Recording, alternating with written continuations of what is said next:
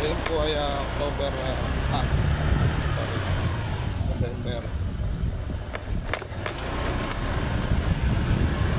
November 5.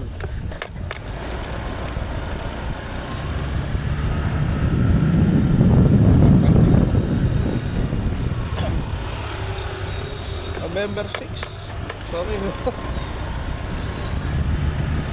November 6.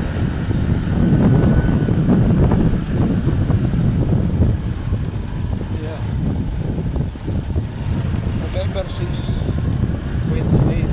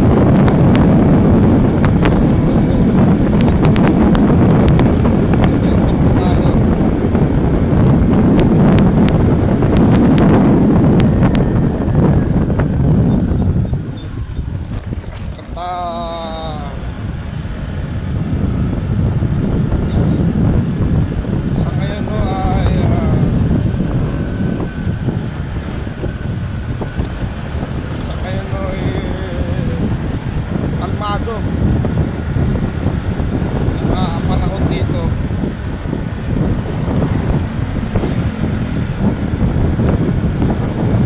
dahil po ngayong araw yan, hindi naman ngayong araw, itong mga nakalipas na araw, kaya pag yun po kasi dito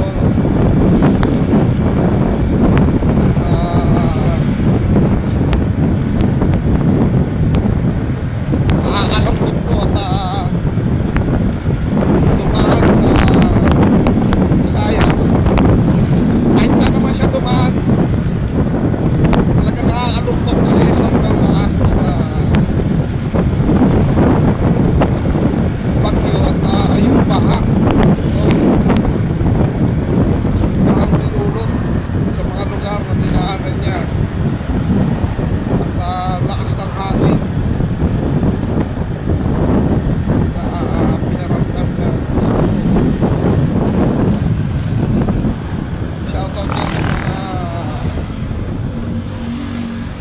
Pamilya at mahal namin sa buhay dyan sa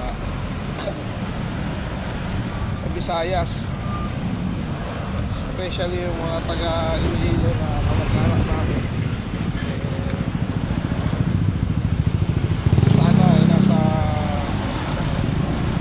Sana nasa ligtas kayong lugar o lagayan.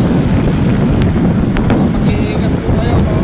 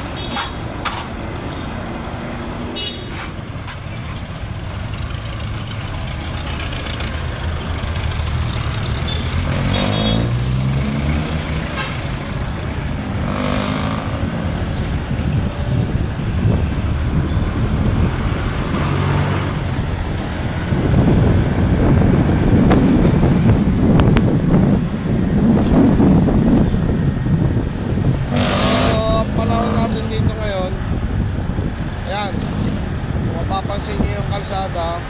Medyo tayo, ano. Oops. Tropa naman. Bigla na naman kumakana.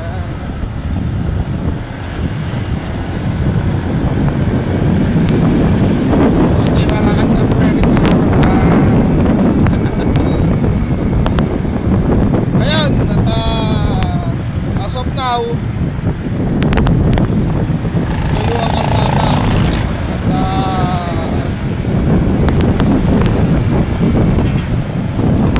medyo okay dito.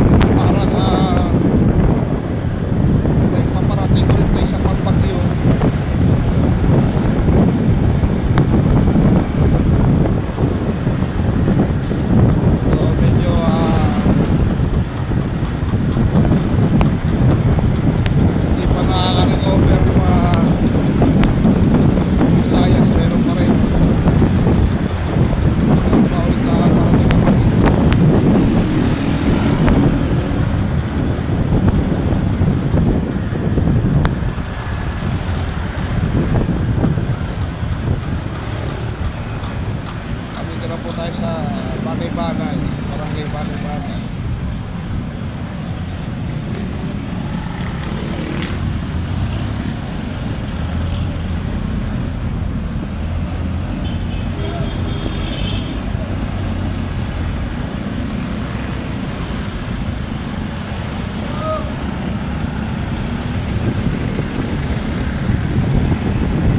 Bali yung mga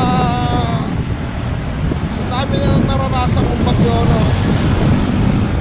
Awa ng Diyos pinakamahirap lang na nangyari sa amin, no? Sa akin is yung pagtanggal ng tubig sa loob ng bahay, pagtimas. Hindi naman umabot sa punto na nawash out ng bahay o ano, kasi nakatulong pa kami yun eh. So dito na lang medyo gumaan yan ang ano namin, mga bagyo dito, kasi hindi siya hindi naman siya mababang lugar. At hindi ko rin nasasabi na papasok yung tubig sa bahay, yung baha, kasi hindi mabahain yung aming tirhan. Maliban na dito ka na misis, pagka tumaas talaga tubig niya sa sala, ay yun, yung pool pasok sa loob ng bahay yun, kasi mas mababa sila sa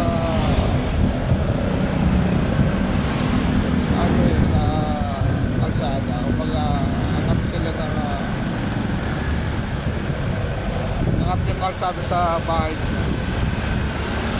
So tendency pagka umangat yung tubig, pasok sa kanila. At the same time yung drainage sila napakaliit, napakababaw.